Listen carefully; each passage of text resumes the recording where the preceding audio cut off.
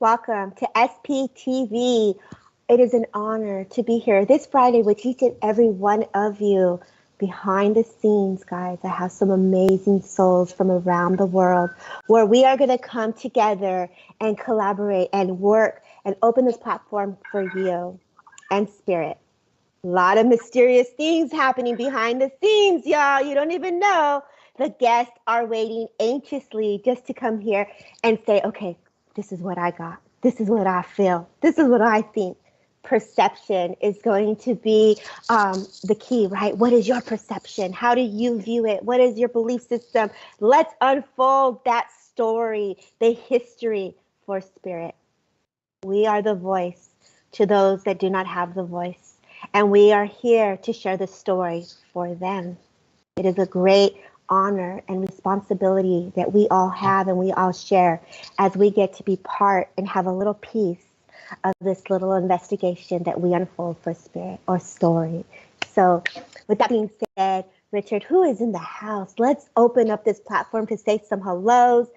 Also, if you've experienced something that you want, that just stays with you and you want to ask a question, this is the time. Don't be shy. Ask away, right? This is where you come with those questions. So Millie is in the house. Millie girl, thank you for always being so on point, being here. Christine, thank you so much for being here. Everyone, hello. She's saying hello. Hello from the UK. JK, welcome, girl. Welcome. Good evening everywhere here from tonight. Christine, thank you so much for being here. It is an honor to have you. Ashley, thank you for being here.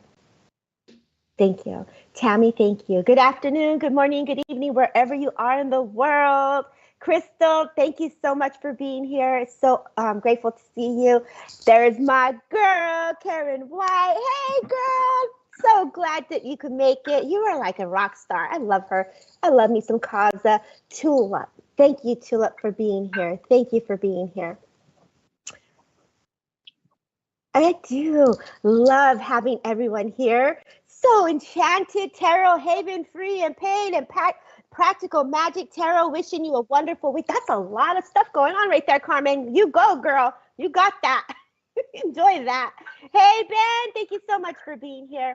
You know, Richard, can we just bring in our fancy guest in? You don't mind? We can bring all these beautiful souls in so they can say some hellos. Let's open up this platform. Are you ready to meet the special guests behind the scenes, the magical souls that are going to hold space for you in spirit? Let's welcome them in. And we are live. Look at that. The house is filled with love. Welcome in the house, Mr. Everybody. Wave. Say hello. I love this. Okay, so first off, let's introduce Mr. Bill Hughes. Good evening. See, he doesn't even know how to be a guest. Did you see that, y'all? Do you know what, Debbie? I'm so used to being a host, it's like completely different. I'm on the other side now, aren't I? Wait, I was like, what is that? Good evening, good morning, good afternoon, everybody. My name is Bill Hughes. I'm a psychic medium and I'm based here in the United Kingdom, London. It's lovely to be holding space here at Transcend with Debbie this evening and all of these amazing guests that are here joining us. So please do share us out there. Please do tag your family and friends. Let's help this live transmission grow. I can see that we've got Isabel who's saying, thanks everyone for holding space, much appreciated. Well, we appreciate you being here, my lovely. So thank you very much for holding space and being with us this evening. Back over to you, Debbie. Oh, Bill, what a great recovery. I love your flow. You're just so beautiful. I was very shocked for a second. I was like, what? Beautiful. So grateful and honored to have you here at the panel with all of us. Thank you, Bill. I'd like to introduce my girl, Tani Lewis. Tani, please share a little bit about yourself and where you're from. Yeah, hello everyone. I'm so excited to be here. Thank you, Debbie, for having me. I'm Tani. I am a psychic medium and a paranormal researcher, and I am based in Los Angeles. To be specific, I'm in Hollywood. I genuinely enjoy doing this work. I have a big passion for the paranormal, and I'm always looking to serve spirit in any way. So yeah, thank you for having me. Thank you for being here. I love how she said, and I am from Hollywood, y'all. I love that, right? I love that. And let's go ahead and welcome Colin. Colin. Hi. Thank you. Hello, everybody. It's wonderful to be here. Thank you so much for the invite. I'm stuck for words how to describe myself. I don't have a title. I've been involved in spiritualism for many years, in various areas. For me, the most important thing is the light and the love of spirit, and having compassion for each and every soul wherever they are on any plane of existence. And thank you so much for inviting me. Thank you for bringing the love with you. And Colin, thank you for being a service of spirit. Honor to have you here again on this panel. Michael Daniela, thank you. Yes. Hi, good evening, everyone. How exciting to be here tonight. I can see a lot of people coming from LA, Canada. I am Daniela. I'm based in the UK, although I'm Italian, and I am a medium, a crystal therapist, and I have dipped my toes in so many different areas of spiritualism, and I'm so excited to be here tonight. I'm sure we will all have some stories and questions to ask, so I'm really looking forward to that. And if I may say as well, I am running my own school of School of Evolution, Conscious Evolution and New Mediumship. So it's like fantastic to be in the program here with like-minded people and other mediums that come from other parts. So fantastic. Thank you. Thank you, Daniela. Yes, amazing soul. You guys will follow her. On the link, you will find that everyone's link where you can find them will be going across the page. So please write that down and save that. Now, we have Mikey Thompson in the house. Mikey, please introduce yourself.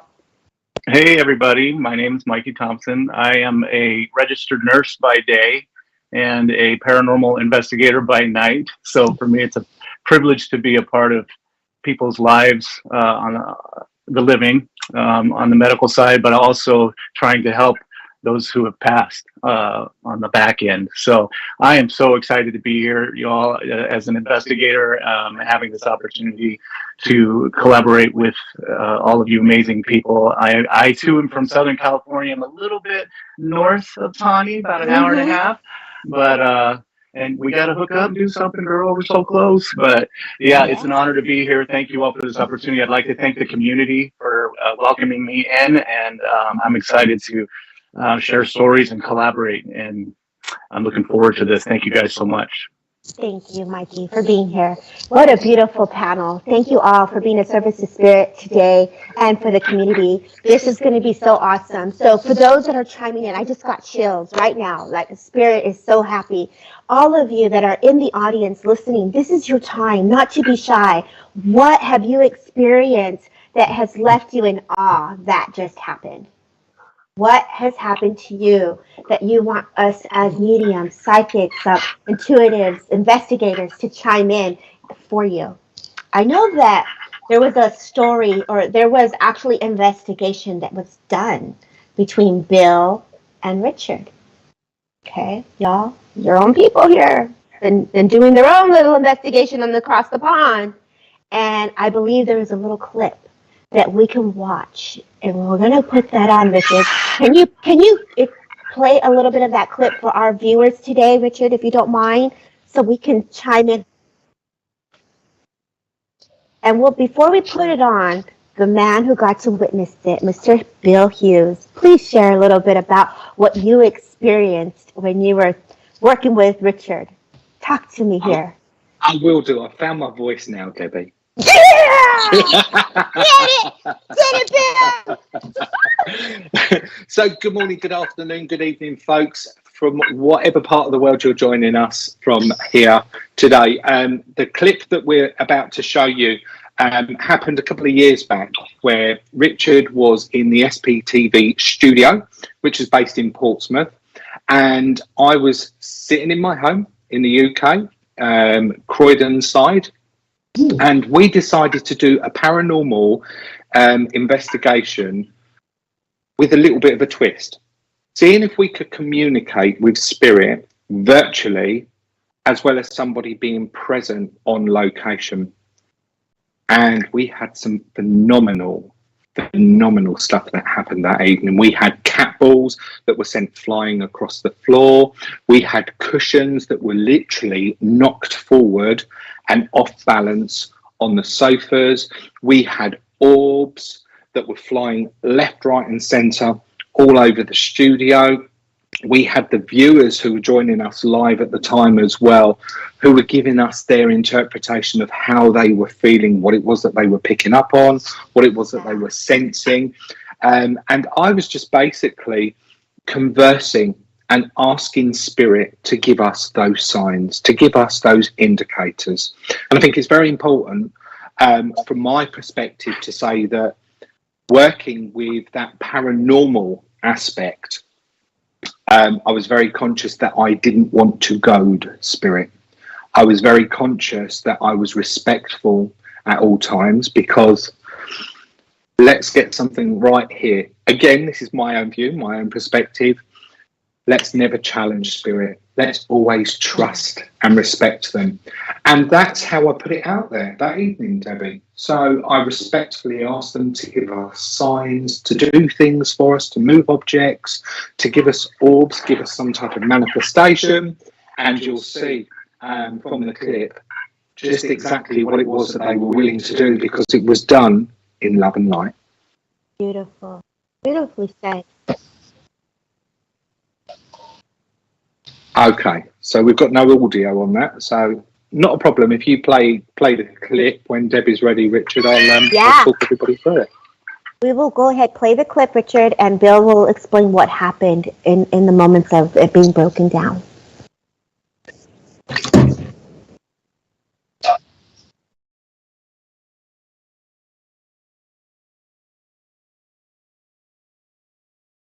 The lights were on in the studio before we went infrared. So this was just to give everybody a perspective of the room, what it was that we were working with, how we were working within there.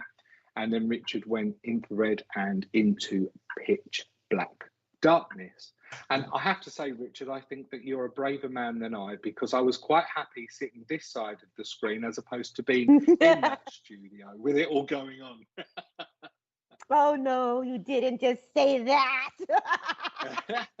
We're taking you right in next time. I'm a big old softie. I love that.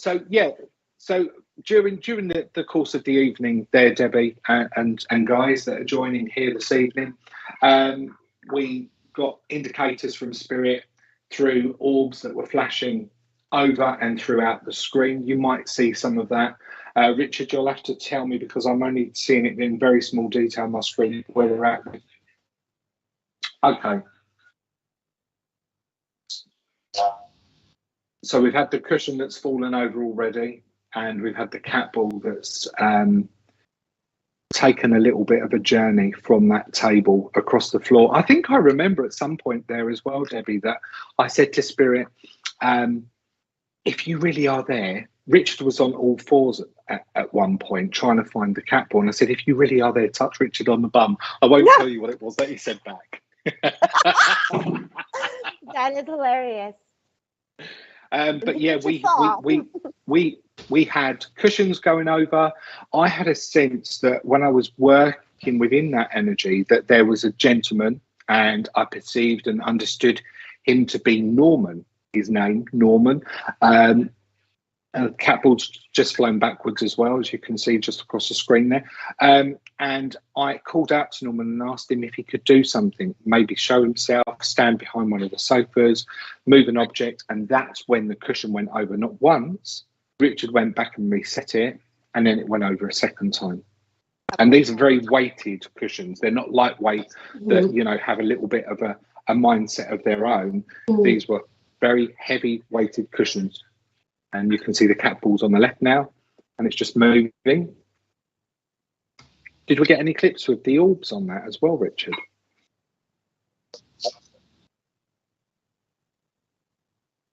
Okay, so we've really kind of like reduced quite a lot of what everybody had witnessed on that particular night. But it was phenomenal, Debbie. It was absolutely phenomenal. It was the first paranormal experience investigation that I was involved in. So it was a great honour to have captured all of that. Isn't it amazing when how so much stuff happens in front of you? Yeah, like if for those who want to see it in full screen, we can have it playing. Yeah, go for it, Richard. Yeah, I think it was perfect. We're going to bring it into a little bit of a bigger full screen, and I agree with you, Bill. When you're really in it, and I know Tani, you're in it. If you can go back to your first experience, you know that feeling of whoa, that just happened, and the camera caught it. Like we know it, we feel it as mediums, and we're in the like right now. We're talking, we get chills, we get the validation. We can say, "Mom, Dad," we feel it here, but when it's captured on camera and you can go play by play and you're in it, it's just a beautiful feeling, right? Like, Tani, how would you explain that for you? Like when you went through something like that for the first time, how would you explain that feeling for you? I think that's why I got into it, because it's like people fear what they don't know. And, you know, that's why there's so many people that are skeptical of paranormal, or they automatically tie it to something dark. But I see it as like, okay, what was that? I have no explanation. Let me try to figure out what it is. And so I think it's absolutely fascinating. And that's why I still do this work, and why I just, and I like to teach others about it. So That's yeah, right. I felt excited. Yeah. So, and I know you are a paranormal investigator teacher. You've had the opportunity to be in Lilydale teaching this. So you guys have a great person here to follow if you want to dive in deeper in that work. Thank you, Tani, for explaining that. I saw the orbs, Richard, flying. That was phenomenal. I know when Tani was talking, I could even feel it. Even that's how crazy, like that's how intense and sensitive we are. Like as you're speaking, as spirit flies, we could feel that. And so when you did that, I was like, oh my gosh, that was awesome. So what would be your thought, Daniela, if you were to tap into this as a medium? What would your feelings be? What caused that pillow to move? What would you think? Well, you see, it's quite interesting you're asking me that, and I was just thinking about it. You know, I just totally agree with what Bill was saying earlier on about coming from the love and light, because sometimes you see paranormal, this is my personal experience, by the way. I have been called in a couple of times in private properties where things were moving about, lights coming up, door ringing, you know. And when I went in, just as I connected to spirit in love and light, I actually had spirits coming through wanting so badly to communicate with the people living in that house. Fortunately for those people that I saw, they knew there was something really weird going on, but they didn't get spooked out. And sometimes, it's my personal experience, I might be wrong, but a lot of times actually, those spirit moving things about, and we are not talking about plasma and stuff like that, because obviously we're moving on different levels at that point. They are spirit, they are so desperate, they want to connect with their loved ones, you know. And and I understand, my understanding is that in order for spirit to move something in 3D, it takes a lot of effort on their side. So they wouldn't do it unless there is a big urge for them to communicate. And perhaps what I'm guessing by energy and everything that probably they found in Bill and Richard, people that they went like, hold on, we can see the light, we know they can connect to us, you know, they're asking us to communicate, let's make something happen, all right? And I think it's my take on this. I agree. Now I'm gonna come to my guy, Mikey. Mikey, if you were in this investigation, right, and you come in, what equipment would you roll in with? What would you say? Oh man, this is happening right now. We're hot. This scene's hot. What do we do? What do you do? Yeah, for me, walking right into that, I would have loved to have had. I have a piece of equipment called the GS2, which is a laser grid that displays a grid, but it's a device that where if something breaks the grid, there's a display that shows you where the break took place and it's real time, there's real time temperature changes that it detects in each individual grid. So I would have loved to have had something on that area to see if there was something moving when that cushion flew off, to see what was pushing that ball back and forth, if there was activity in that grid. Also, I mean, there's so many things happening, but I would have set an EDI plus up to measure multiple things at once: temperature changes, pressure changes, motion, EMF at the same time. So any of those things happening at that time. Bill, I would love to know, what were you hearing or seeing or feeling anything at that time?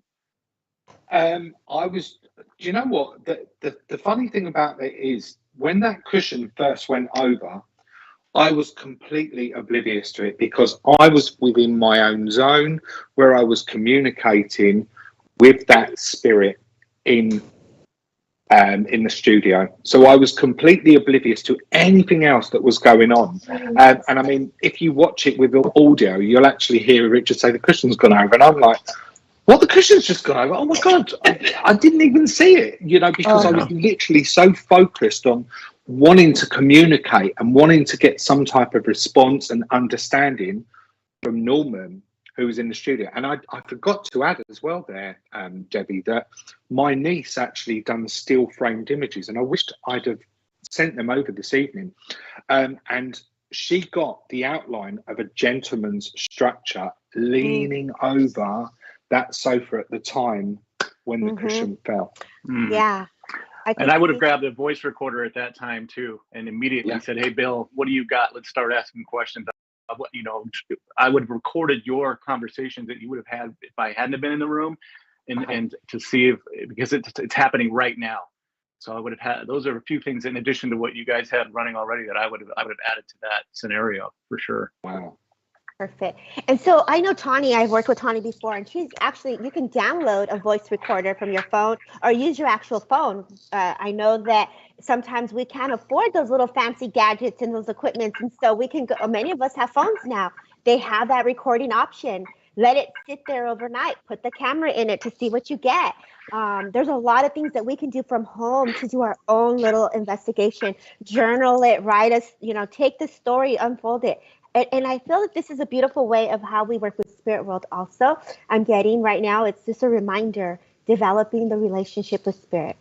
If you're working with the Spirit in your home, it is the same as if you were developing a relationship with Spirit and Spirit World. So how you investigate your time, invest your time in that project, in that connection of spirit, of friendship, that energy builds and builds. And so I'm being reminded of that. So not only in a paranormal way, but also with Spirit. So thank you, Mikey, for sharing your expertise. Daniela, I love that. Colin, what is your take on all of this? How do you feel about what you just saw? Beautiful video. This subject is so vast. Obviously, we can't fit it into one small take. But I think, from my point of view, what we're looking at here is, first, Bill's invited and asked and made requests for some kind of experience. So Spirit, or those celestial beings, spiritual beings, have answered his prayers in a way, which is, ask and we can produce it. But when we're talking about paranormal investigation, it's always had this stigma previously of ghost hunting and speculative evidence and sensationalism. I think now we're moving to the point where we're recognizing what we're actually dealing with is different planes of existence where different discounted souls or beings exist. Yeah. From my point of view, the most important thing, and it's nice and refreshing to hear people talk about the love and the light regarding this area, because the most important thing, and part of my background comes from what's referred to as rescue work, which is where we have souls what have passed over under certain conditions, traumatic conditions generally, or horrendous in some cases. And they've had no prior spiritual teachings, if you like, or knowledge of the afterlife as we have. So I don't want to say they're stuck in those realms, but as much as we talk about the light and the light of spirit, we've got souls what are in need of rescue, they're in need of assistance and help on the lower realms. So my take on this, when we come into the paranormal aspect, is that we should always bear in mind that there's a soul what may be in need there. Not in this case, because Bill made the request, and obviously those from the light came and answered that. Yeah. But on other occasions, when people have got movement and physical phenomena taking place in their homes, it's a soul what may want recognizing by the family or by a medium in order to help them into the light of spirit. So we've got to have that compassion because they're in a great deal of anguish. I agree with you, Colin. And I had the opportunity to do a little investigation and been out on different events of saying, hey, Debbie, come check this out. And there is a different plane where we are holding space, again, coming back to whether we as living or those that are not, the goal is to be heard. We all have something that we're wanting to be heard, and we're all wanting that story to be told, or we're wanting to be acknowledged. And I remember being in an attic and releasing a story to a young boy, and they had the voice box on the other room. And in the investigation, the young boy said, sorry, it wasn't your fault. And they said, thank you. I saw the rainbow bridge open, and I saw the colors coming in, and I thought, was the soul present? Was the spirit still here, and they just got ascended because their story was heard? The voice box caught it, and they said, Steve, thank you. Like everything I was saying in the one room was picked up in the other. But I find that when I'm doing the investigations, there are different stories that are very, very heartfelt, hurt that they are expressing. Please tell my mom I'm okay. You know, things that they're bringing comfort and love. And I feel that is what we do is in the living, and the same as those that are past. Their story is wanting to be heard, and they want to be able to express and unfold their story, right? And so that is what we do, coming as a team, and then the healing takes place for them, as you say, Colin. There's a healing that happens behind the scene, and everything we do. I love that you said that. Thank you for sharing your point of view, because I've witnessed it. And I think this goes back to that unanswered question many of us have. Is spirit still present, or did they go to heaven? This is where every one of us, many of us have different points of views. And I feel a lot of people get scared that they think, oh, spirit is hurting me, or there's this fear that comes in, again, going back to the unknown, the not understanding. And I think you touched a really part of that right now, Colin, by expressing what you just said right there. There's a healing that happens, that takes place. That's the most important thing. That as if we refer to ourselves as mediums or channels or vessels, we've got to understand that the souls on planes on and we'll call them the lower realms,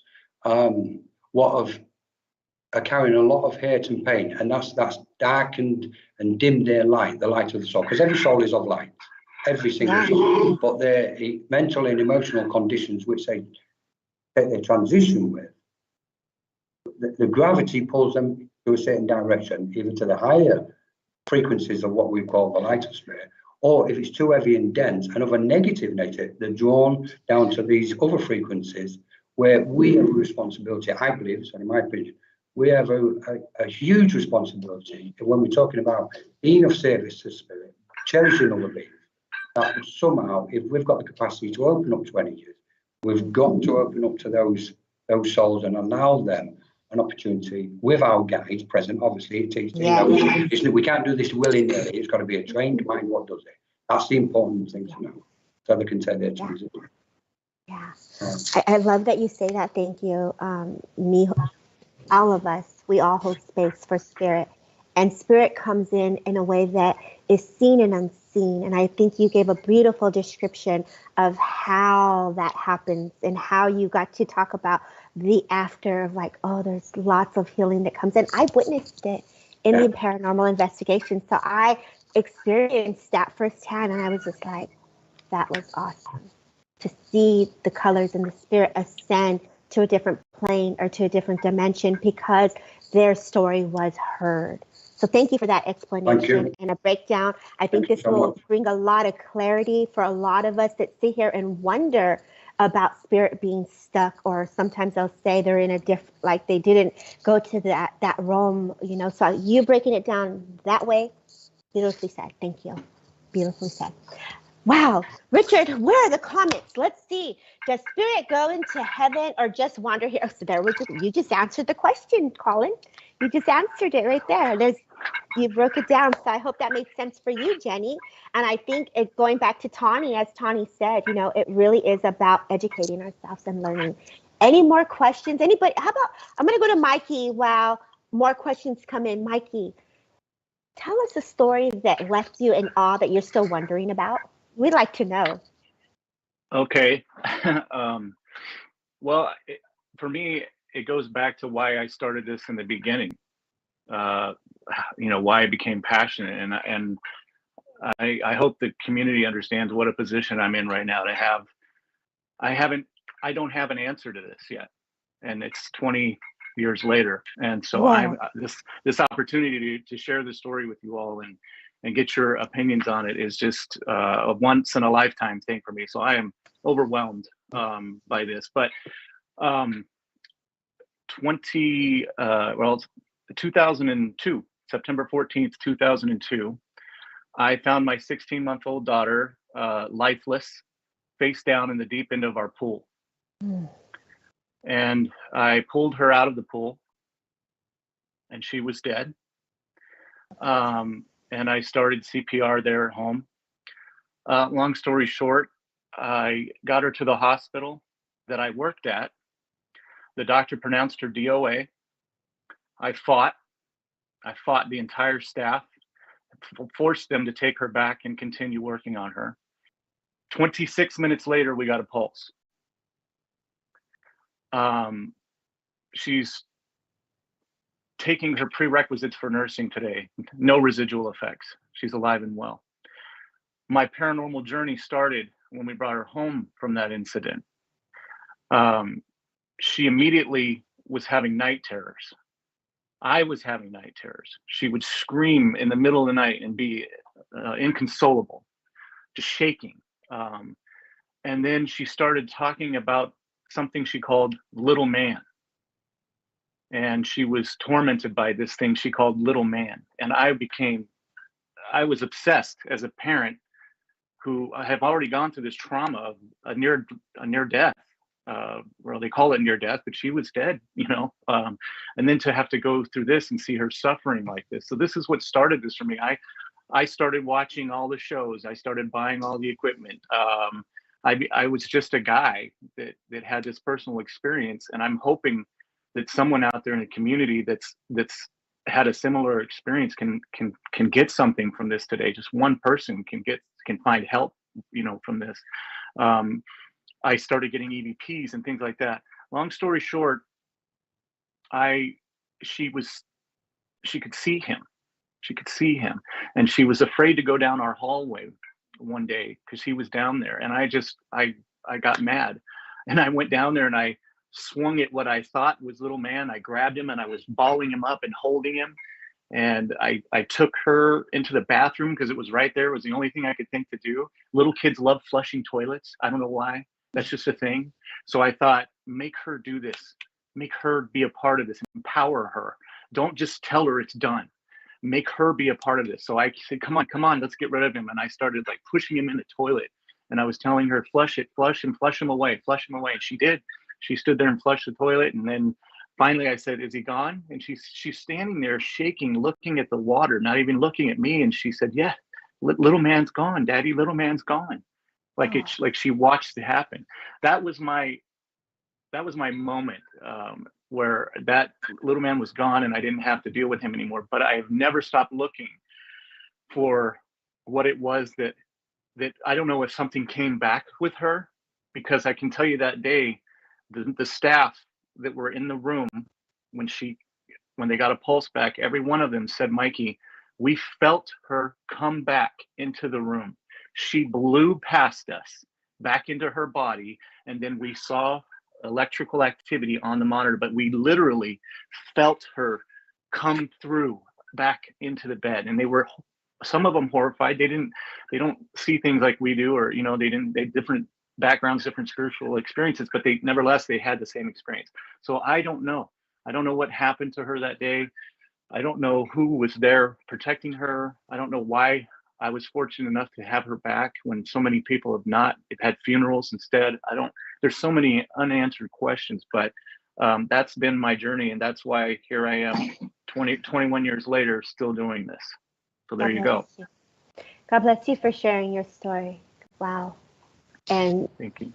Everyone here is just in awe of you being vulnerable enough to be here and to talk about this. So, Spirit, go ahead, Colin. Go ahead. There's no ways to describe what you've just explained, Maggie. Phenomenal story. But one of the questions what's ripened is, how is your daughter now since this energy has left? She's been emotionally.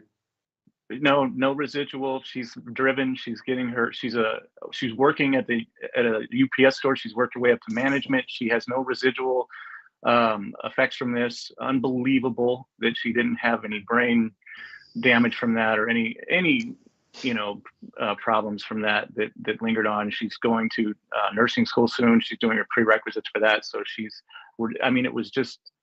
It's like it happened and then it didn't happen. It's just, but spiritually, she's, a 20-year-old. She's finding her way. She's, on TikTok. She's doing whatever, normal 20-year-olds do. So she's still like we all were at that age, right? Very quickly, if I may, just very fast, as fast as I possibly can. It was interesting that the fact that the nurses felt her coming back in when she came back. My kind of perception on that was that when somebody leaves the body, let's call it the soul leaves the body. And normally we have family and friends around us at that point of the transition, generally speaking. But on this occasion, I get the impression that she'd gone over, but she'd gone way over for a period of time. And somehow your calling or that emotional connection or that strength inside you pulled her back, and the light of her soul, it was that innocence, if you like. The nurses felt that emanation, what the soul emits, that light energy, as the mind came back into the body. Is that absolutely? Maybe that's I feel if I may come in, if that's okay, Mikey. I experienced what your daughter experienced. I had a near-death experience at the age of 8 at the hospital. I was undergoing a surgery and they lost me.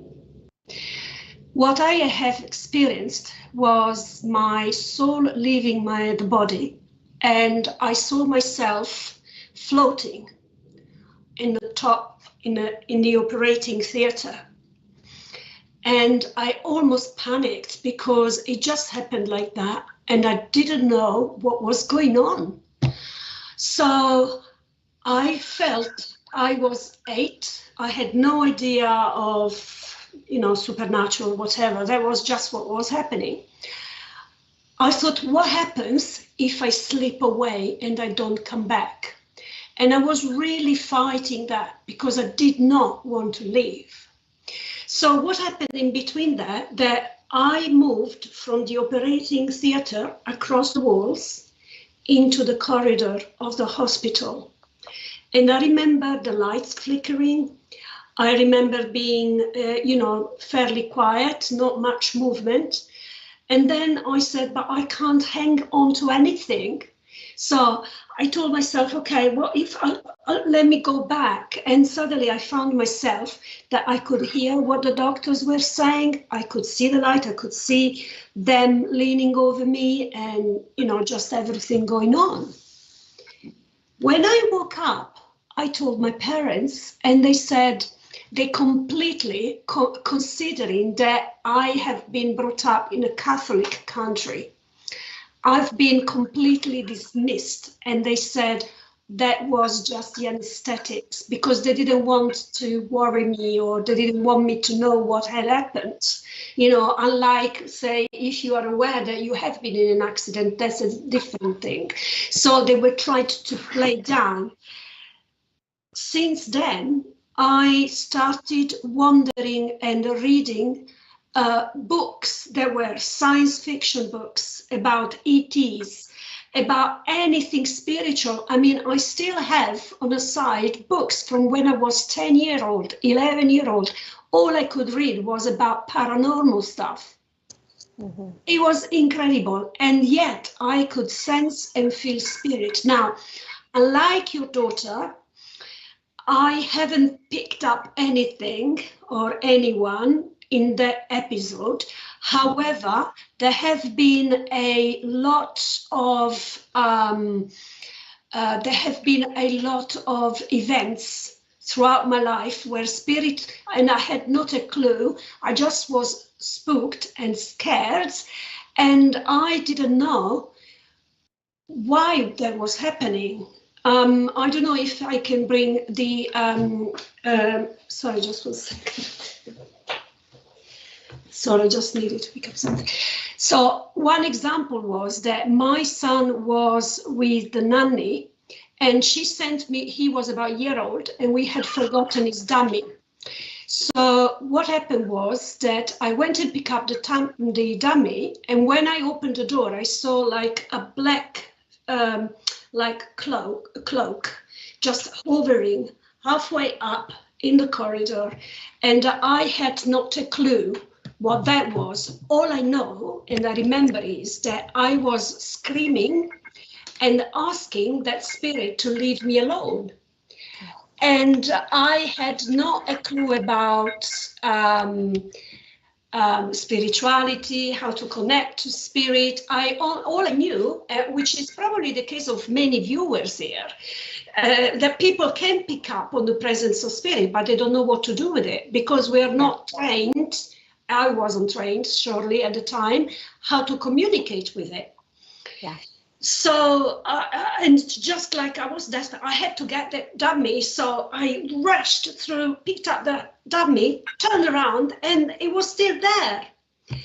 So, long story short, I took the courage. I asked this thing to leave me alone. I was so scared.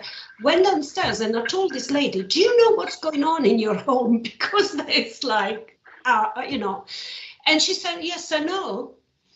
And this is the spooky thing about it. She said that she had gone to see a witch. So that what I saw was her son who died of an accident years before. And she didn't want to let go of her son. She was so distraught. She asked this witch to keep him on earth. Wow. And what I've been told afterwards, when I went and see a medium, I wasn't still myself one, she said, is the child new? She said, you are highly capable of being a medium yourself. And this goes way back 30 years ago. And she said, and he was asking you for help. And I got goosebumps as I'm saying this. Yeah. Yeah. Wow. Does your daughter, Mikey, have any sensitivity after everything has unfolded for her? As No, Danielle she is doesn't. explaining? She doesn't. And listening to Danielle's story, and then, as you know, going back to what Colin was saying too, I feel like maybe it's because she was so young, 16 months old. I feel like she's the one that went through the trauma. She's the one that fell in the pool and drowned and died. I feel like I had the experience because. So, and part of this that I didn't share with you, Colin, and this may bring more light to this, I had to drive her to the hospital because we had just bought the house and didn't have a phone. I'd called on my cell phone. We thought we dropped the call to 911. So I was holding her in my arms, driving to the hospital, and I was breathing for her while I was driving. I'm going to share this with you, and it's going to sound crazy to you, but I have to be completely candid here. And I don't know answer. I don't know. Yeah. At one point I went down to breathe for her. And when I closed my eyes, I wasn't in the truck anymore. It was just white. It was white. And I could see her walking away in her little dress. And I panicked. And I started, the only thing I could think to do was to yell at her, like as if she was about to walk into the street with a bunch of cars with that father voice. I wanted her to hear me and turn around. So I started yelling, Jelena, Jelena, yelling at her to turn around. And she wouldn't. She kept walking away from me. And I yelled louder and louder. And finally, she stopped and she turned and looked back at me. And when she did, I came up and I lost time. That chunk of road, I don't remember how I got from here to there, but that's what drove me when I got to the hospital and the doctor said she's DOA. I said, no, she was going to come back to me. We got to get her back. She turned and looked at me. She didn't go all the way through. She stopped and she heard me. So I felt like, we got to keep going. We got to fight for her. So that experience, Colin, that for me, was a spiritual, I guess is the only way to explain it, experience that I had, but I felt like I was the one that was there. Another thing that I didn't share with you was during this time, they had kicked me out of the trauma room because I was trashing the emergency room and locked the door, but I could hear the emergency room physician. She wasn't able to intubate my daughter. They had to bring an anesthesiologist in from the operating room, who happened to be there on a Saturday for another emergent case. While he was intubating her, the emergency room physician started praying. And I'm not, whatever your beliefs are, everyone that's watching, I'm sharing my experience and what happened. The doctor that was there started praying and yelling. She was calling to God. She said, you raised Lazarus from the dead. I'm calling you now on your promise to. She was just in tongues and just screaming and yelling and praying the whole time.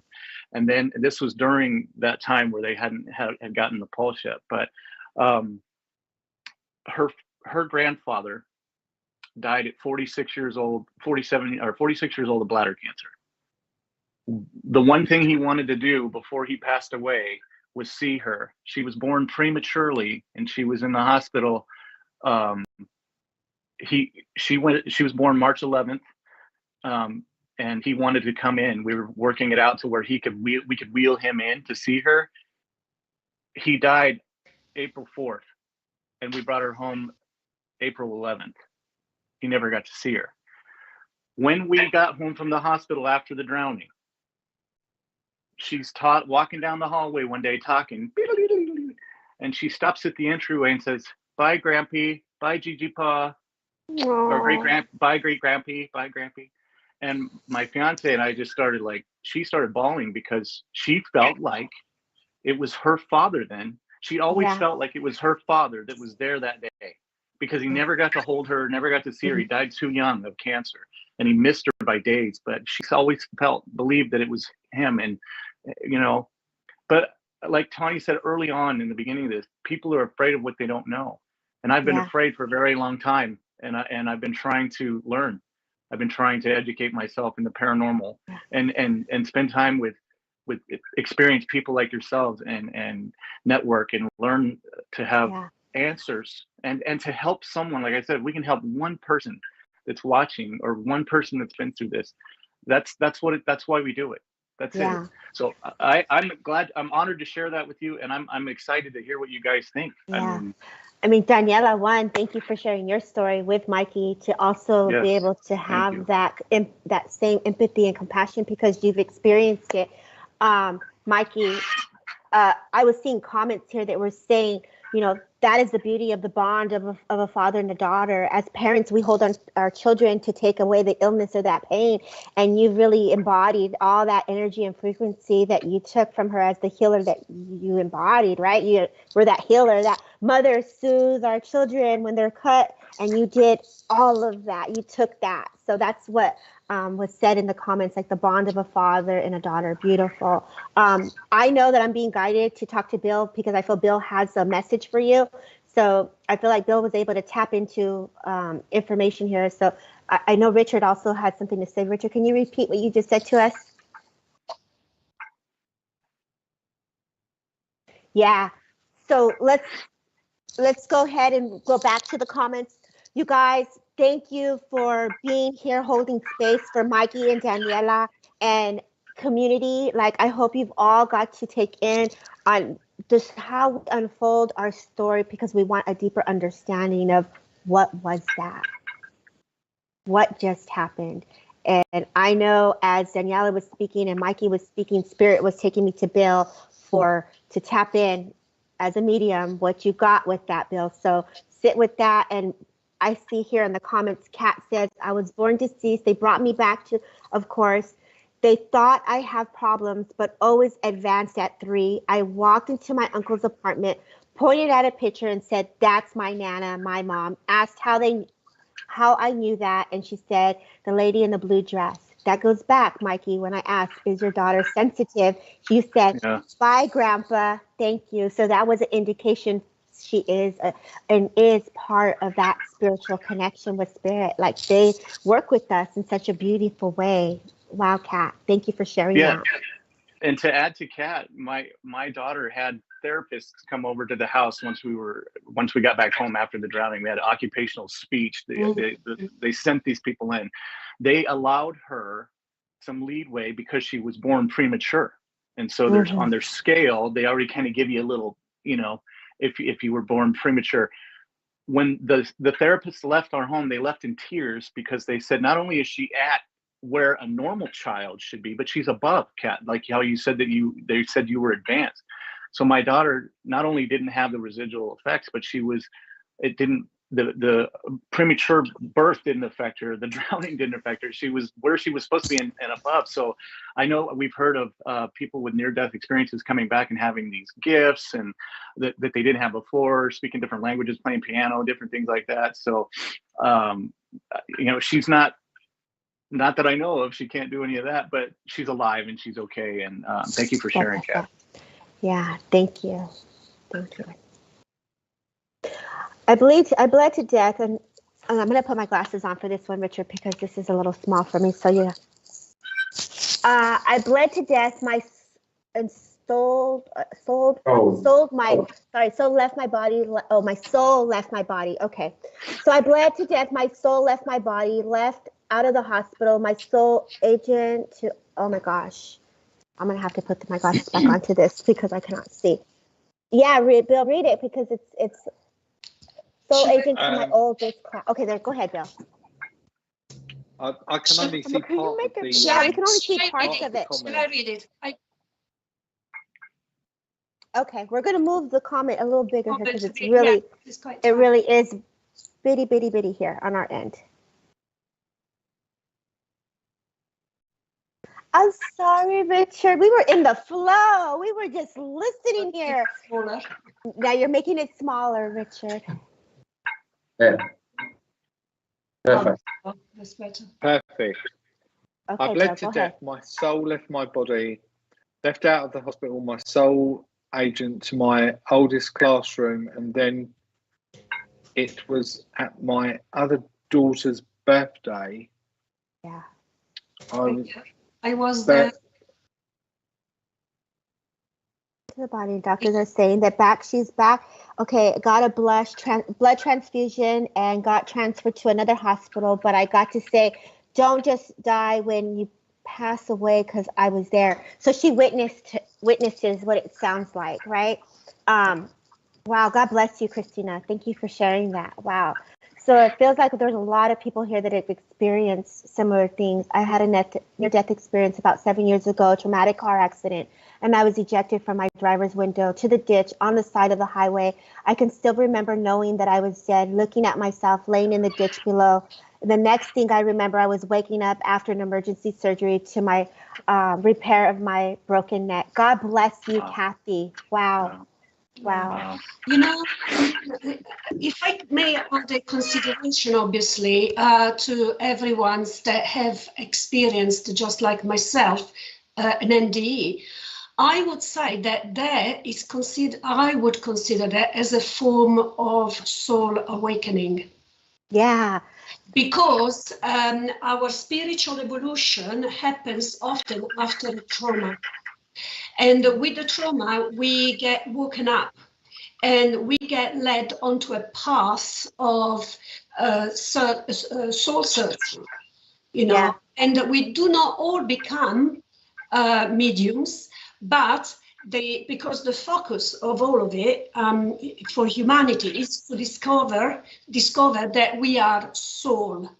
that we are, the soul is wearing a body to go around to make dense an entity which would be otherwise air-like, so thin that you can't see. This is what my take has been after years of, being in mediumship, having had near-death experience and pain and trauma and all of that. And I think that it's by absurd, actually, it's an awakening call for us.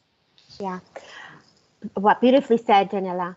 Tani, I'm being guided to ask you this question. Does that mean that it's the soul who decides to stay or leave in that moment? Let's see. Sorry, it's such a dip. Say it one more time. Just repeat that for me. Does that mean that if the soul decides to stay or leave, do we as a soul have that choice? Is what it sounds like, right? How would you reply? Oh, I'm sorry, I didn't mean to. I believe that we do. Just depending on the circumstances, I believe that we do. Also, kind of going back to what Mikey said, and being able to, it was like he was in a meditative state with his daughter and was almost literally with her as she was possibly about to go into the light. And that moment, he said she turned and looked and she acknowledged him. She acknowledged the moment. So I brought that up because I feel like with that particular question, yes, I do believe the soul can decide to stay. Yeah. Now, Bill, going back to Mikey's story, because I was guided to go to you earlier on, what did you pick up from that? Because I feel like there was a lot of things processing for you as Mikey was expressing his story of what his daughter experienced. What would you, he shared with the grandfather, but who do you think this little boy was? Where do you think that was? What is your instincts? What do you feel into that? Do you know what? Intuitively, instinctively, psychically, more so than mediumistically, I just felt as though I was in Mikey's energy when he was telling that story, as I'm sure all of us did anyway. But there is an empathic soul that's seated here with us this evening. Somebody that does a lot to heal others. And I feel, Mikey, that although this process of the journey was centered around your daughter, I feel that this was your awakening with regards to your acknowledgement, your understanding, and your knowings of spirit communication yourself. I would love to be able to sit within physical with you and just literally hone in and just work with you and work with spirit and see where it takes us. Because I think that when you are attuned and you understand, there is something absolutely phenomenal that's hidden inside of you, my friend. And I just feel that process of that journey, of the spirit almost showing you and turning around and saying to you, we've got your back. We understand where you're at. We're not going to leave you. But for whatever reason that might be, and we are always placed with lessons, and some of them are the hardest ones ever that get presented. And, I would never have wanted to have lived through that experience that you had to go through, my friend. But those lessons are placed in our pathway for a reason and for a purpose. And you've been searching, as you say, for many, many years to get the answer. And I feel that this starts with just going deeper within one's soul and understanding of your own process and your own journey here. That's just my perception of what it was I was feeling. So I hope that was okay for me to share. Most definitely, Bill. Thank you. Can I ask Colin a question? Do you have time for Colin? I've always wondered. I think you've dabbled with the global consciousness is a thing, and I feel that I believe in that too. And I bring that up to say there were so many things happening in that story. When I got to the hospital and held her up to the staff, screaming and yelling. Had I listened to the doctor when she said this baby's DOA, I'd have had a funeral instead. What I did was I grabbed the doctor and I pulled her down to me and I yelled at her, no. And I made her go. And at that point, I crawled on my hands and knees down the hall because I couldn't even stand up to the trauma where they took her. And I grabbed every person in that room and I threw equipment and I smashed glass and I told them no. And at that point, it went from, oh, we lost the baby, it's sad, we're all mourning, to now everyone's in high gear kicking it, and they all have one goal in mind: to save this baby. And every person's individual energy was 100% focused on that. And I truly feel that that was key in helping to get her back, is that consciousness that everyone in the room was hyper focused on the same thing at that moment, and they channeled all of their energy. And that, as a guy who doesn't have the gifts and the talents that you all do, just someone looking for answers, thinking about this on the outside looking in, could I be am I close? Is that something that you all think could have happened? Yeah, most definitely, Mikey. This is a phenomenal story, this is, and one that I believe everybody should be interested in. I really wanted to come back on this as well, so thank you. And the reason being is because when you was describing how you held your daughter and you kind of dipped into her face, and you could see her going away from you, and that light, what you was both bathed in. The trauma, if we call it trauma, let's call it pressure of consciousness. When we go into that mode, if you like, of either fear or tension or stress, that the stressful pressure, if you like, of your own consciousness moved your consciousness to different frequencies, into the light. Your mind went into the light to get it, to be with her, because she was already there. Okay. And when we talk about, we've got to look at the spectrum and understand how we work on waves of frequencies and energies. Okay, so how we speak with one person might not be how we speak with another in any given moment on any day. What we're doing is moving our mind to different frequencies of awareness and thought. Okay, the thought is a living energy. Okay, what you've done is you've projected your own thought onto a completely, let's call it unearthly frequency, or a vibration beyond this airplane, and entered the light of spirit. Now, on this point alone, because there's a separate one, but on this point alone, when you describe the light of spirit, what I really wanted to share with everybody, and this is why I'm so pleased you've kind of directed it this way. This is who we are. When we clear our delusions and our hate and our pain and our anguish, that is the light, what is there present, waiting for us to walk in. When we talk about the light of spirit, you've just described that light, Mikey. You know, and we're now reaching this global shift of human consciousness is taking us to that point of resonance where our awareness will naturally be bathed in the beauty of that light. All of us, nobody's going to be missing. All of us will. So you've stepped into that, born out of pressure. Okay, inspiration is born out of pressure. The second aspect, when we look at the doctors and nurses and the team, what was there, unfortunately at the beginning, like we all do, there's a nonchalant, complacent attitude of where we're going to mentally and emotionally in anything we do, whether it's work or spirituality or spiritual matters. We've always got to be alert to complacency, okay, because it's an enemy of our mind. So what happened is those group of people have become complacent. To them, we've tried our best, sorry, she's gone. Your mind has gone, no, guys. Because you tapped into the light, you've been bathed with spiritual guides around you, and you've almost took a completely different persona and go, listen, guys, this ain't happening. I've seen her and she's coming back, and you're going to get it back from me. And the beauty of those frequencies has got that power.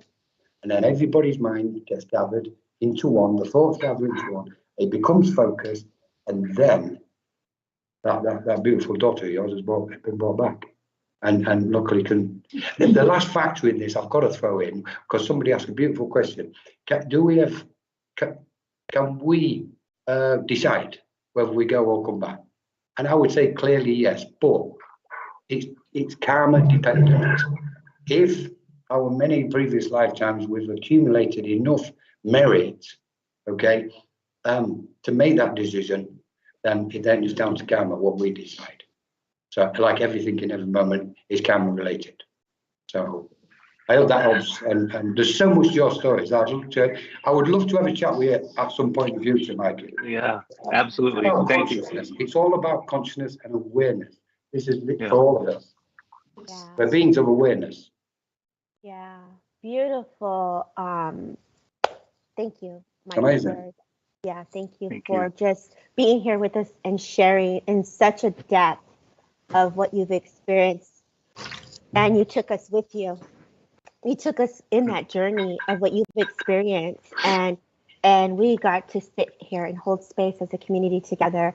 I can tell you, I could feel spirit coming in, so I had to like mute for a second because the power that comes behind you, I was getting the whole sensation of all of it. So we're going to take a quick little break, y'all, because spirit is coming in hot, and you all took us there. So thank you so kindly for holding space, each and every one of you, for all of us today. Richard, go ahead. Let's take that little break.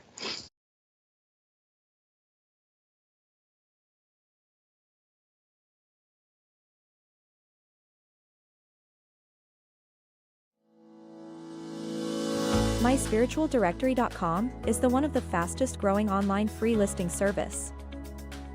Our search directory offers geolocation feature, rating ability, review system, map location, customer comment, YouTube video, gallery, social media sharing, direct contact with the lister, simple online booking and payment system.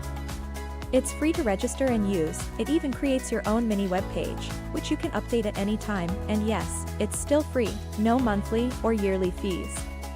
100% free. Creates your own profile page. Add social media and other links. Add a mini gallery and a YouTube video.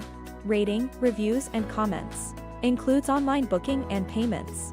So, if you're looking for a medium or a reader, even a church, maybe a healer, or any other spiritual service, then visit myspiritualdirectory.com.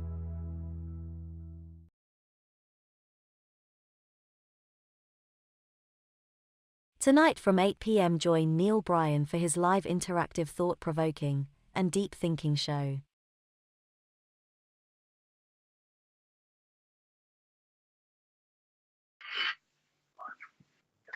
Welcome back, everyone. Thank you so kindly for all of you holding space for spirit and the community. It has been a phenomenal night of just some really heartfelt stories from Daniela and from Mikey and all of you here sharing your own personal experiences of what you've experienced. As Daniela says, an awakening of the soul to really just the phenomenal experiences that you've gone through. Thank you for sharing. A VIP special night, Sunday from 6 p.m. Just a little FYI, we have Sunday 6 p.m. Details will be in the VIP lounge. Hey, I love that. All right, guys, that's just a quick little reminder there. You know, we got a little VIP special going on. Spirit was definitely coming in hot, Mikey. You are surrounded by so many angels, so much love for your grandparents. I know that they were very present here. I was choking. I was feeling the energy. So there was definitely some throat issues going on here. Your father was stepping forward behind you. They were putting a blanket of protection. Really, you're asking for the enlightenment and for the knowledge. So Spirit is just placing in your hand that light and love to like just be with you. They're definitely holding you through your journey. They're like, come on, let's go, you know. So they're driving with you in that little car. So that's what I was getting. I had to mute for a second because my throat was just feeling it. And Colin holding space. You guys did a beautiful job and just sharing your perception and love for spirit. Thank you, Amy, for sharing your experience. Richard, are we going to roll in and see some more questions here? What we got in the comments? Okay, when I was a month from being 12, I was I hope I'm saying this, electrocuted by a lamp, and I remembered leaving my body, and I was being pulled up into the sky. Oh, God bless you. And I could see my body sitting there holding the lamp. I went into a tunnel with colored lights.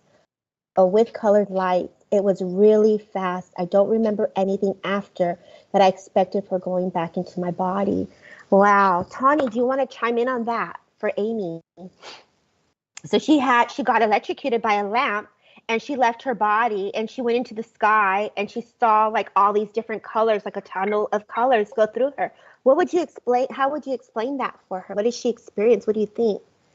You know, it's a few things pop up. Initially I was like astral travel, but then I'm like, no, this is someone that was possibly about to cross over. It could be quite a few things, but that's the initial thing that comes to me, is that she was she was almost about to cross over. But and it's interesting. She said, I don't remember anything after that except for going back into my body. It was so fast. And then the tunnel with the many colored lights, it was so fast. And, you know, I'm curious though, if Amy has gifts or is sensitive, just from that traumatic experience, but also remembering that it's a spiritual experience as well. But yeah, that's just kind of what I'm getting from that. Yeah. Thank you, I have Tony, a question for Amy, if that's okay. Yeah. Go for it, Mikey. Bounce off what Tony was saying. Amy, I'm curious, when you were, I know you don't remember coming back to your body, but do you remember when that happened? Were you scared when that was happening? Because I wonder, when we were talking about we have a choice to come back or not, does the fear have something to do with that, or the opposite? Does the love that you feel from that make you want to stay? So I'm curious, were you afraid when you were in that moment, and would that have had an effect on you coming back to your body unconsciously? She's empathic, but no other gifts. We'll see if she says if she was scared or not, or she was fearful. We'll see if she. Do you think, Tony, though, that would have something to do with it, whether you go or stay? Was the emotions that are happening at that time, or are you accepting of going, or you're fearful of going, and you're fighting it or not? Or I feel like it wasn't her time. She was literally on her way, and then immediately, like, she doesn't remember it, and immediately she was back in her body. I was scared at first. When I left my body, I was okay with being lifted in the air. It was like she was accepting that it was happening. Yeah. Okay. Thank you. Thank you. Thank you for asking. Were there any other questions in here, Richard? How are you guys doing? Thank you all. Bill, you okay? You good? You good on being on the other side? I'm all good being on the other side. I love it. I saw my father's soul arise as he was passing. I felt all brothers and sisters around the bedside, Sally. And that happens. And I thank you for sharing that, Sally. God bless your father's soul, and you having that gift to be able to be part of that experience, just as Mikey, the love for him and his daughter, the love that you had for your father, you got to share that moment, that precious moment for you and your father and people around. You know, that is the beauty of spirit. Everyone comes, or, you know, those that you pray to, you fill into them. And just as Mikey says, if we're all in prayer in this hospital and everyone's asking for that higher intent, you know, there's beauty in that. God bless you for sharing that, Sally. I felt all his brothers and sisters. Yeah, they do come, especially when, you know, we ask. I was in a nightclub fire that killed 100 people. Oh my gosh. And I was trampled on and heard a voice telling me to get up and get out, but no one was there when I got up. Anybody want to tap into that? I feel a gentleman did that. I feel like a father gentleman came in and stepped into that. How about you, Bill? What you picking up from that? Very much a masculine energy. I felt a father step in for that. Yeah. Come on, girl, let's go. God bless you and witnessing that. Go ahead, Tommy. Or Mikey, go ahead. I didn't. I wanted to share with you, Kathleen, and everybody else, part of that story. When I pulled my daughter out of the pool, I went into shock, and I tried walking into the house, and I fell against the wall. I fell against the outside of the house, and I was standing there holding her, and I was in shock.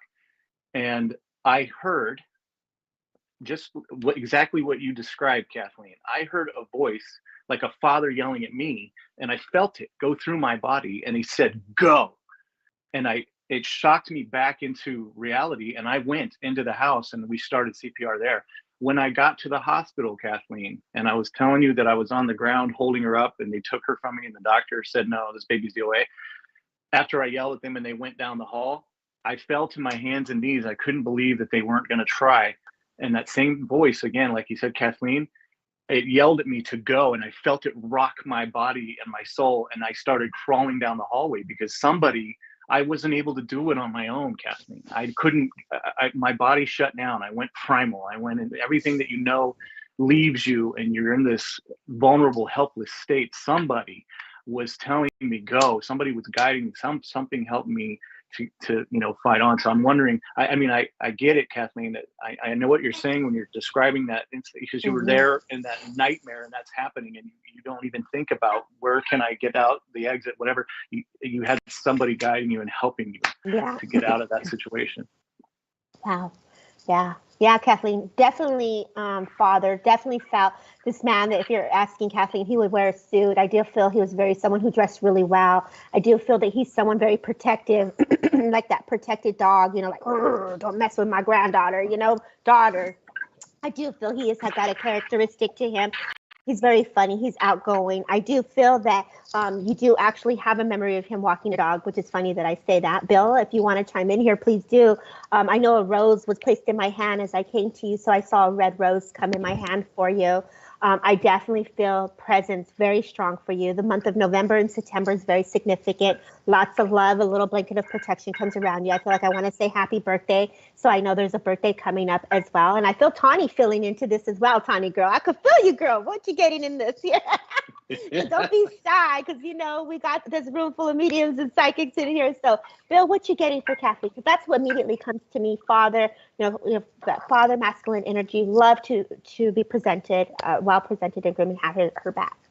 I'm going to keep it in the present, because I feel I just need to work in the present with Kathleen at this moment in time. And the reason why I feel there was that essence of that masculinity stepping forward and that sense of strength is all because this is something that's very much needed to be embraced within her life at this moment in time.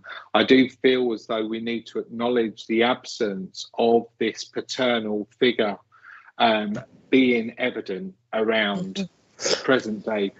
She's saying, thank you, Mikey. I was really burned after and didn't say anything about the voice I heard because I thought they would think I was crazy. No. You're not, Kathleen, you're not. Absolutely not. But yeah, I just got a sense of just wanting to share that with Kathleen at this moment in time, a sense of upliftment, strength and energy, just encompassing her at this moment in time, giving her what it is that she needs. I feel that, this needs to be brought into the dynamics of the family home, within the unit of the family home. So I'm going to just hand over and leave that there, because I do feel like Tawny wants to just jump in and say something herself there. Yeah, Tawny, we keep getting guided to you. Spirit knows, like, okay, Tawny, what are you getting, Tawny? No, I was actually bouncing a lot off of both of you, but similar with what you got. I feel like with Kathleen, it definitely a male presence, and I felt like this was someone that had no issue with giving authority, and so like very much like direct, strong. That's kind of what I was getting as you were talking, and I was like, yeah, like this person. And I don't think this will be the last time you'll hear him. That was what I heard. This is not going to be the last time. I actually think it's going to be a few times in the rest of your lifetime where this person is going to come through and just help you in situations, almost like a guardian angel. That's how he's making me feel. Yeah, and Colin, I feel you, Colin. I feel you. Go ahead, Colin. What do you want to add into that? Just kind of opening this up and with perception wise, regarding Kathleen's message, the 100 people, my thoughts was with the 100 people and the families what lost their loved ones in that the fire, and it's clear and evident when we talk about group souls and the passage and transitions. We see so many times where somehow miraculously somebody survives, where so many people pass over, whether it's on a cruise liner, a big explosion somewhere. And how this works as far as the souls and group souls and connected souls, this kind of concept, if you like. And I'm a big believer that, don't be careful what I say, but it's almost like there's almost been an agreement that those 100 people, if that's the number, karmically had made or accepted that was the moment they was going to take their transition. For everybody to have whatever experience they've had around that kind of situation, if you like, because without some of these situations, we just can't expand. We need that. We need a pressure, which is down to particles and atoms of our own thoughts and emotions building up to a critical mass. A chemical reaction can take place, and then we expand our awareness. And it's these types of events where, when it happens to us individually, you know, we say, okay, I've had this awakening on this point, somebody else has had this awakening. But here we've got an instance where there's probably incalculable amount of numbers what's somehow encountered the expanse of their awareness, and what we could call, in some way, shape, or form, of a certain frequency or vibration, their spiritual awakening as a result of that event. So I kind of wanted to come in from that side. Thank you for sharing that. Go ahead, Michael. Just real quick, I don't have, again, this is from a different perspective, but I can share an experience, and maybe, Colin, this will make sense, or you can help it make sense, rather. But in speaking with, I've had the opportunity to work with like veterans, World War II veterans, and in particular, a gentleman who was on Normandy. And this is years ago, guys, years ago. He survived Normandy. Talked about survivor's guilt, right? I mean, that's a thing. But the way he described it was, and you talked about how is it then, you know, 100 people die in an instant, in an explosion or a tragic thing, and 4 people walk away unscathed. The way this gentleman explained it to me was, he said, I feel like as they were leaving, they looked down and saw us, and they formed an umbrella over us to protect us. Those guys were gone, but on the way up, they still had that consciousness enough to know that we were in trouble, because they died tragically. So during that death, they were still in protection mode. So on their way up, he felt like they just shielded him.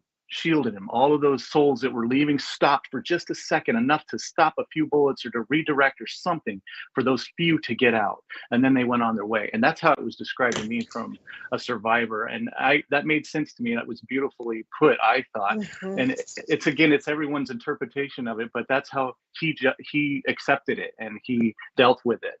And I thought that was beautiful. So I don't know if that helps or not, or if that's, you know, something that is along the right. Makes perfect sense, Mikey.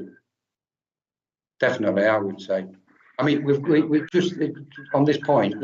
We can throw another angle in, because we're talking about the vastness of consciousness or awareness, and we still, as we evolve through the chakras and we expand through evolution from the, let's say, the Neanderthals, where we was waking more of the basic raw instinctive mind or awareness. As we've moved through the eons of time, the awareness has ascended, and therefore our chakras have opened up as we ascend. Now we're hovering somewhere from our heart center up to the third eye to the crown. So this is why we're seeing such huge, if you like, advance in awareness and consciousness, and we can produce technology what we're on at this minute, which couldn't have been produced centuries ago, we know.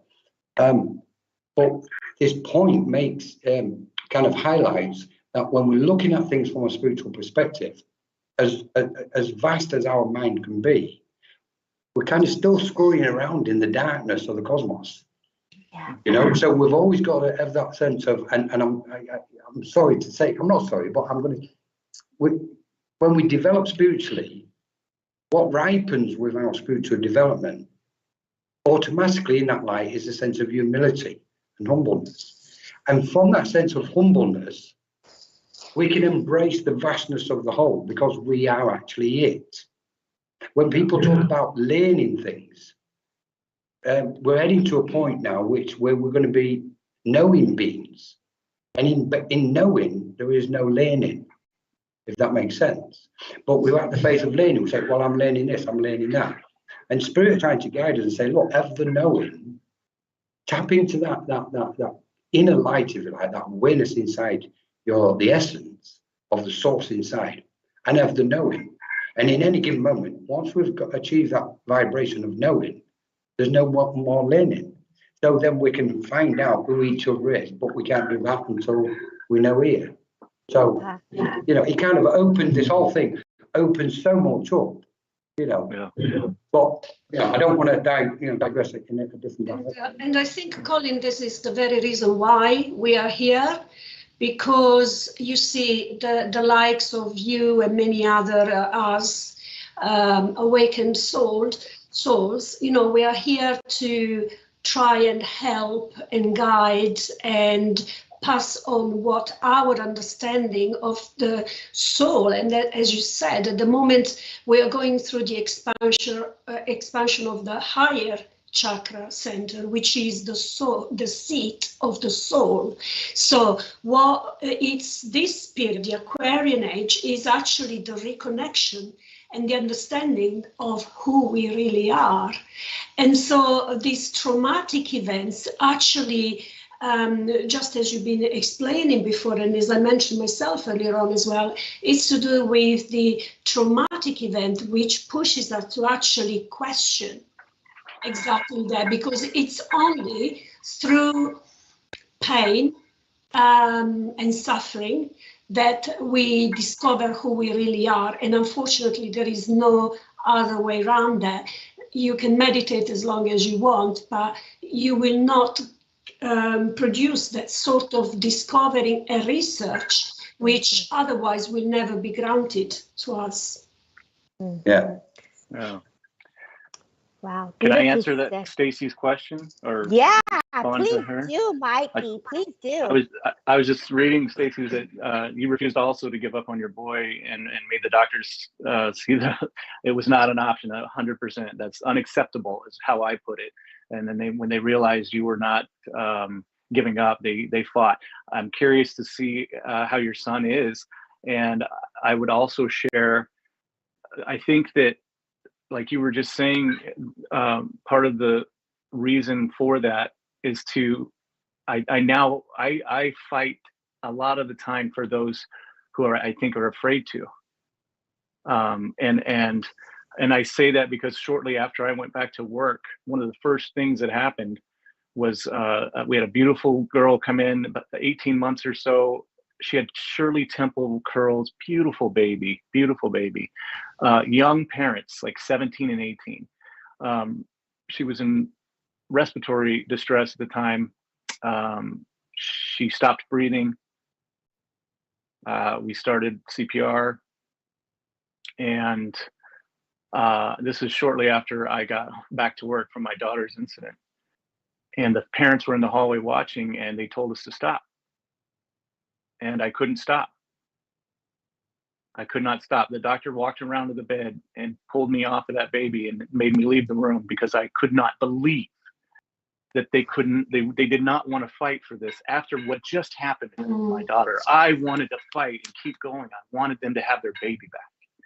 Now, we learned that the baby had a congenital disease and her heart was super enlarged, and there was nothing that any of us would have done to save her.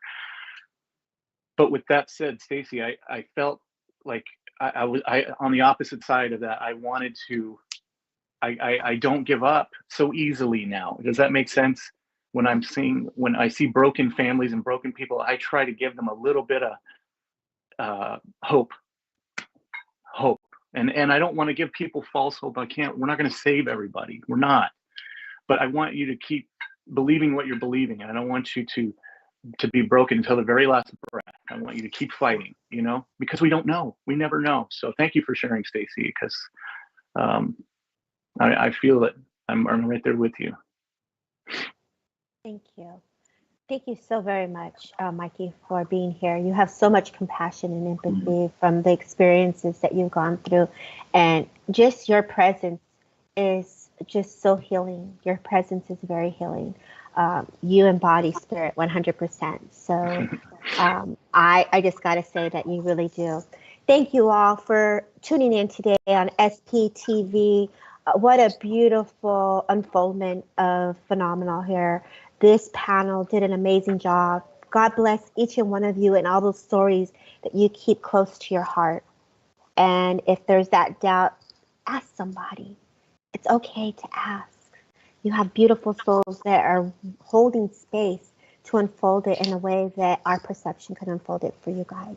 So with that being said, don't forget to join that VIP lounge on Sunday at 6. Richard, thank you for holding space and giving us a community to come together for the love of spirit.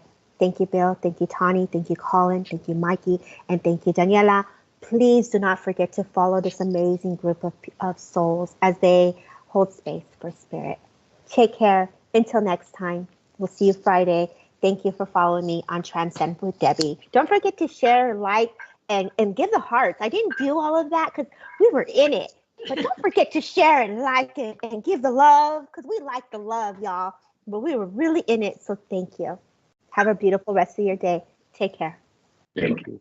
Thank you so much. Thank you.